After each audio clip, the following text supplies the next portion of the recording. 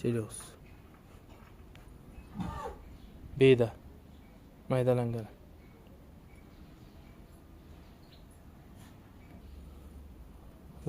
Somon 1 kilo, beda 3 kilo, 25 kilo selyoz edi. Kepak 7 kilo ketdi. Semichka shirot 3 kilo ketdi.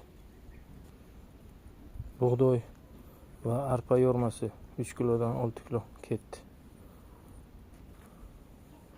Makka yormasi, kalsiy, tuz, chang soda ketdi. Soya shirot 1,5 kilo ketdi. Suv quydik, endi yaxshilab aralashtiramiz hammasini.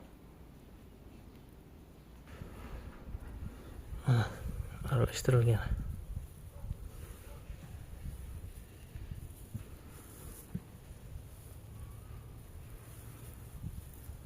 Hozir yeyishlarini ham ko'rsatamiz.